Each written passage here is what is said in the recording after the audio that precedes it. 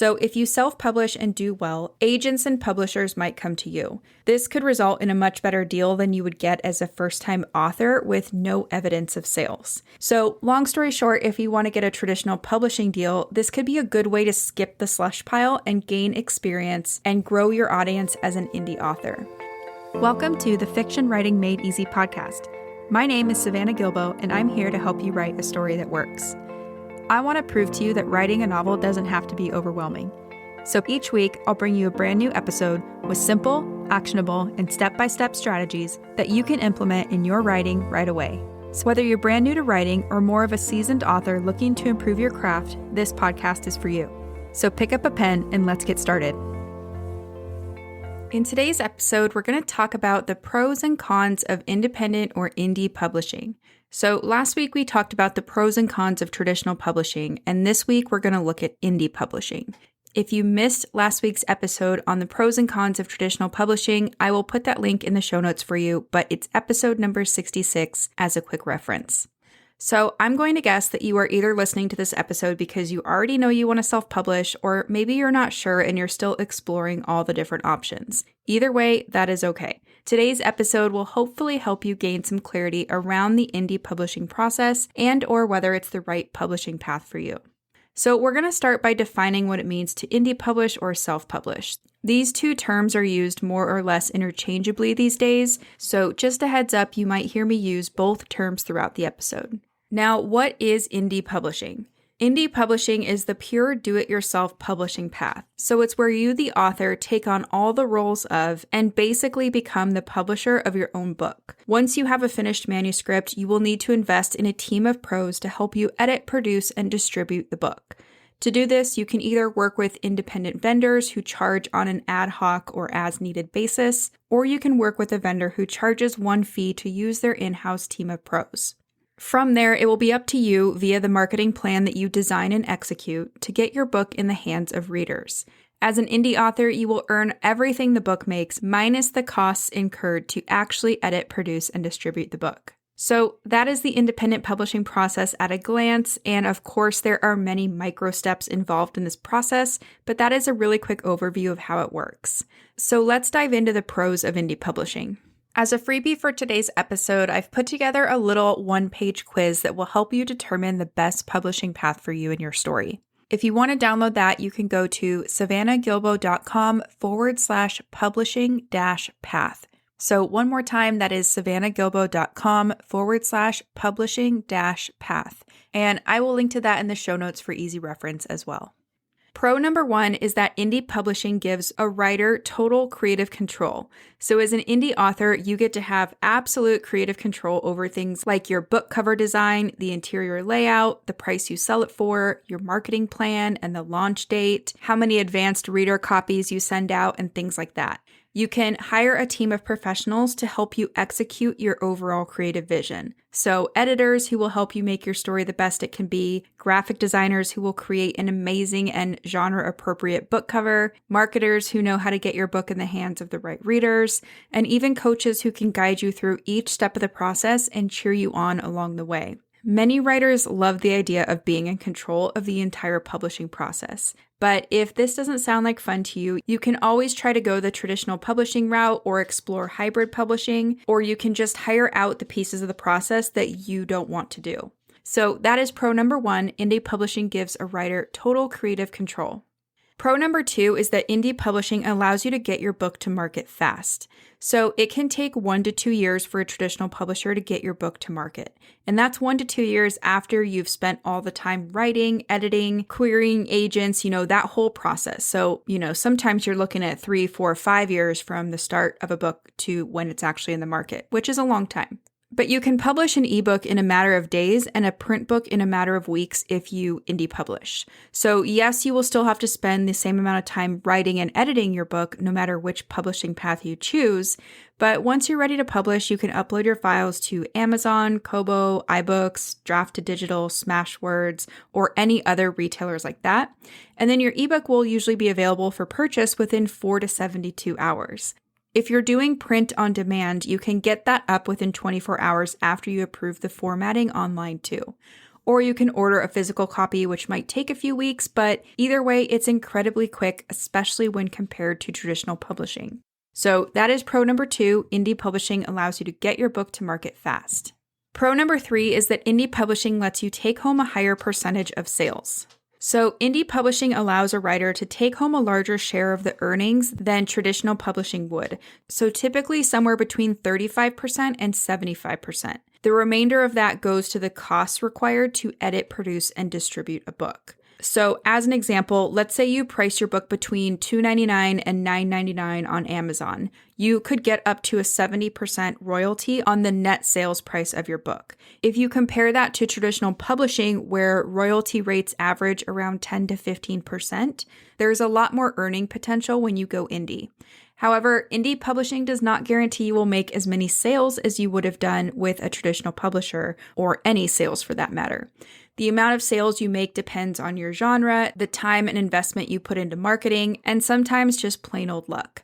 So that is pro number 3. Indie publishing lets you take home a higher percentage of sales.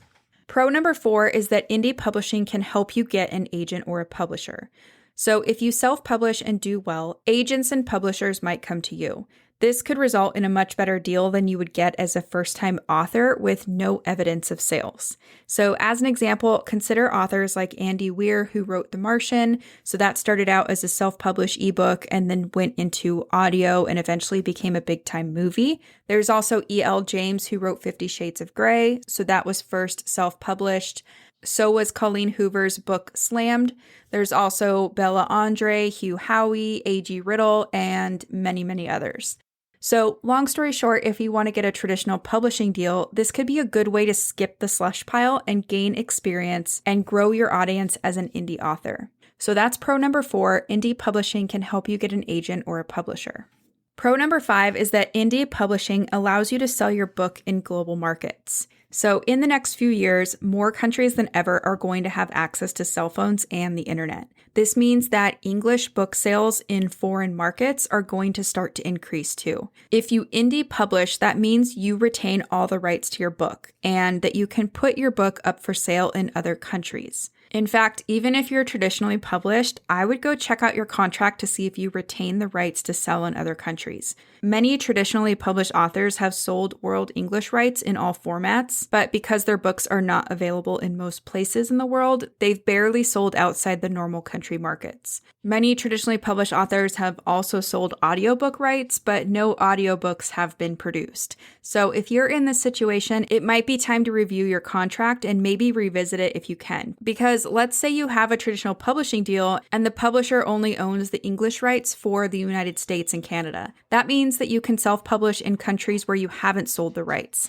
So just something to keep an eye on if you are traditionally published. And that is pro number 5. Indie publishing allows you to sell your book in global markets, which wraps up the pros of indie publishing. So let's move on to the cons of indie publishing. Con number 1 is that indie publishing means doing it all yourself or finding suitable professionals to help. If you do choose to do it all yourself, you're going to need to master a lot of systems and processes and probably oversee a few contractors too. This all takes time and it's a lot harder than most writers realize, but that doesn't mean it's impossible. As with any new skill, it can be a steep learning curve, and it means shifting your mindset from being an author to being an authorpreneur. So once the writing is done, you're going to need to shift into editing, publishing, and marketing mode. You're going to have to find editors, cover designers, someone who can help you format your whole book into ebook, print, and any other format you want, and things like that. For many people, this is a negative because they either don't enjoy this part of the process or they just don't have the time. But if you do want to pursue the indie publishing route, I highly recommend joining the Alliance of Independent Authors, which vets companies because this will help you save some time and some stress. So I will link to the Alliance of Independent Authors in the blog post that goes along with this episode, but you can also do a quick Google search as well.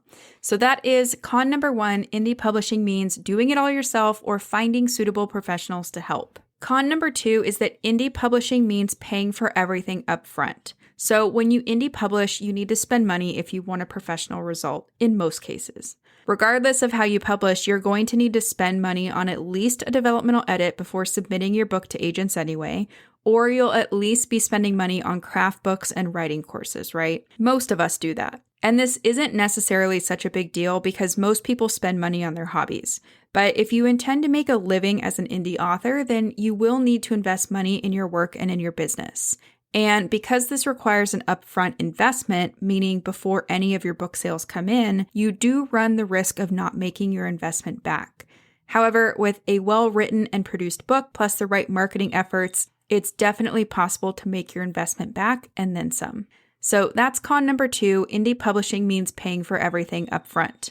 Con number 3 is that indie publishing doesn't give you prestige or industry validation. When you indie publish, the only metric of success you can rely on is sales. There is no prestige or industry validation that comes from indie publishing because anybody can do it. Also, there is still a lingering stigma around self-publishing, but this is going away bit by bit, day by day. So if your definition of success is bound up with what other authors, agents, and even publishers think of you, then the indie publishing route might not be the best fit. However, like we talked about, indie publishing can help you get a traditional publisher, so you definitely have to weigh the pros and cons of this one. But that is con number 3. Indie publishing doesn't give you the prestige or industry validation that traditional publishing does. Con number 4 is that indie publishing makes it hard to get your book in bookstores. So you're much more likely to get bookstore distribution with a traditional publisher since that's essentially their business model and it has been for a long time. This is what they're really good at, printing and distributing physical books. But beyond that, bookstores also curate the books they sell. Indie published books have not been curated in any kind of way, so bookstores understandably treat self-published books as products that have not been vetted, and they don't have the time or the business model to do the vetting themselves. Plus, bookstores do have to compete with Amazon, and many self-published authors use Amazon's services to publish their books. Because of this, bookstores are usually not eager to carry self-published books because that means giving business to and competing with Amazon. Now, that being said, there is a small caveat. It's not black and white. There are ways around this if you're going the indie publishing route. So for example, you can work with vendors that help with print distribution like Ingram Spark, or you can use the print on demand feature from a vendor like CreateSpace to make your print books available in online bookstores. But that is con number 4. Indie publishing makes it hard to get your books in bookstores. Con number 5 is that indie publishing limits the opportunity for literary prizes. And that is just because many literary prizes aren't open to indie authors. So if winning a literary prize or getting any kind of critical acclaim is on your wish list, traditional publishing might be the better path for you to pursue. However, just being traditionally published does not guarantee you will win a literary prize or get any kind of critical acclaim, so I'm just saying you can at least go for it if you do traditionally publish. Another small caveat here, there are definitely exceptions, but it is still rare for a indie published author to even be allowed to enter literary contests. So just keep that in mind if this is something that you want to go for. So that is con number 5. Indie publishing limits the opportunity for literary prizes. And that wraps up the cons of indie publishing. Now, here's the thing about indie publishing. It is hard work, but it can also be incredibly empowering and rewarding too. If you do go indie, you're going to learn new skills, you're going to work with professionals, you're going to make mistakes and learn from those mistakes, you're going to earn money directly from your book sales, and you're going to interact with your readers. There's a lot of positive energy in the indie publishing world, and sometimes that can propel you much further, much faster than waiting in line for a traditional publisher to notice you. I also talked about this in last week's episode, but I just want to remind you that most readers aren't going to care if your book is indie published or traditionally published. That's not how they shop for stories. What they care about most is reading a story that is entertaining and gives them a satisfying emotional experience. So in most cases, the publisher responsible for producing a book only means something to authors and to those in the industry. So I'm going to do a very quick recap of the pros and cons of indie publishing. So we'll just go through the pros really fast. Pro number 1, indie publishing gives a writer total creative control. Pro number 2, indie publishing allows you to get your book to market fast. Pro number 3, indie publishing lets you take home a higher percentage of sales. Pro number 4, indie publishing can help you get an agent or a publisher. And pro number 5, indie publishing allows you to sell your book in global markets. Now we'll go through the cons really quick too. Con number 1 is that indie publishing means doing it all yourself or finding suitable professionals to help you. Con number 2 is that indie publishing means paying for everything up front. Con number 3 is that indie publishing does not give you prestige or industry validation. Con number 4 is that indie publishing makes it hard to get your books into bookstores. And con number 5 is that indie publishing limits the opportunity for literary prizes. So before you make your final decision, ask yourself these 2 really important questions and maybe even do some journaling about it if you're having a hard time choosing. So question number 1 is, why do you want to publish your book? And question number 2 is, what does success look like for you? You might also want to explore the paths that exist between the indie publishing and the traditional publishing path. These are often called hybrid publishers, and for the most part, they're variations on the theme of self-publishing that give the author slightly more or less control than a true DIY option. I mentioned this in last week's episode too, but many authors use both forms of publishing for different projects. So for example, if you have a series that is traditionally published, you might have a different series or a different standalone book that is indie published. So as with most things, this is not a black and white. You don't have to pick either or. But regardless of which publishing path you do choose, always do your due diligence and talk to other authors or industry professionals who can give you their feedback about a service or someone that you're thinking about working with before you sign anything. I also mentioned the Alliance of Independent Authors earlier. They have a great resource all about choosing a self-publishing service that's written by authors and is full of unbiased advice. They have a ton of great resources. So if you're thinking about self-publishing, definitely go to the blog post that goes along with this episode, and I'll list all these resources I'm talking about at the very bottom. You can also just Google the Alliance of Independent Authors if you want to do that as well. So that's it for today's show. As always, I want to thank you so much for tuning in and showing your support. If you want to check out any of the links I mentioned in this episode, you can find them over at savannahgilbo.com/podcast. And if you haven't done so already, make sure you subscribe to the show because there's going to be another brand new episode coming out next week. If you're an Apple user, I'd really appreciate it if you took a few seconds to leave a quick rating and review. Your ratings and reviews tell iTunes that this is a podcast that's worth listening to. And in turn, that helps this show get in front of more fiction writers just like you. So that's it for today's show. I'll be back next week with a brand new episode. Until then, happy writing.